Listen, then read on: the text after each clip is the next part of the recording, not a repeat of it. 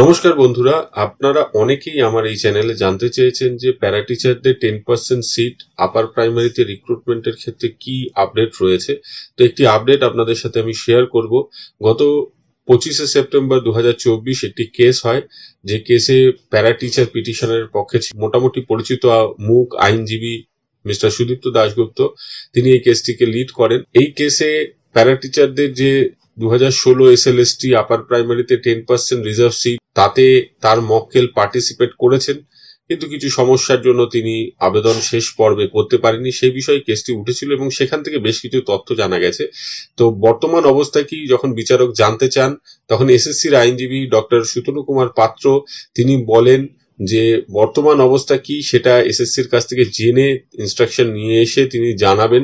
এবং সেক্ষেত্রে তিনি বলেন যে এটা আলাদা কোনো সিলেকশন প্রসেস নয়, এটা 2016 যে 90% রিক্রুটমেন্ট আপার প্রাইমারিতে হচ্ছে তারই অংশ, এবং সেই অংশে অনেক প্যারা টিচার থাকতে পারেন যারা 90% এর মধ্যে পেয়ে গেছেন, তাহলে তাদের নামগুলো এই 10% থেকে বাদ যাবে।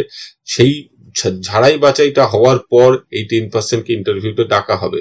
এখানে আরো যে বিষয়টা উঠে আসে, যেহেতু মাননীয় বিচারপতি মৌসুমী ভট্টাচার্যের এজলাসে এর আগে অর্ডার হয়েছিল যে নন ট্রেন্ড কাউকে নেওয়া যাবে না ওই 90% এর ক্ষেত্রে, এবং এসএসসির যিনি আইনজীবী তার বক্তব্য হচ্ছে যে এই 90% কে আলাদা করে ধরলে হবে না, পুরো সিলেকশন প্রসেসটাকেই ধরতে হবে, এবং সেই অর্ডারটা অনুযায়ী কোনো নন ট্রেন্ড ক্যান্ডিডেট কিন্তু আবেদন করতে পারবে না।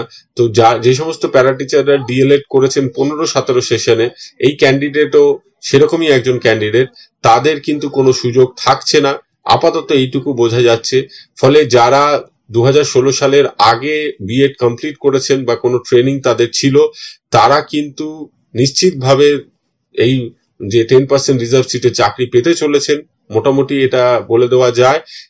যেহেতু বাকিরা কম্পিটই করতে পারবেন না, নতুন যে অবস্থান সেই অবস্থানের জন্য বাকি প্যারা টিচাররা কম্পিট করতে পারবেন না, অন্তত এই 2016 এসএসসি তে। পরবর্তীকালে তারা ট্রেন্ড হিসেবে বিবেচিত হবেন, সেক্ষেত্রে সমস্যা হবে না, কিন্তু এই 2016 এসএলএসটি যেটা আপার প্রাইমারি, সেক্ষেত্রে নন ট্রেন্ড হয়ে পড়ছেন প্যারা টিচাররা, এবং যেহেতু তারা নন ট্রেন্ড, তাদের কিন্তু ইন্টারভিউতেই ডাকা হবে না, এরকম একটা মনে হচ্ছে। এই কেসটির এফিডেভিট এসএসসি কে জমা দিতে বলা হয়েছে 30শে সেপ্টেম্বর 2024-এ, এবং 1 অক্টোবর মোশনে এটার আবার হিয়ারিং হওয়ার সম্ভাবনা।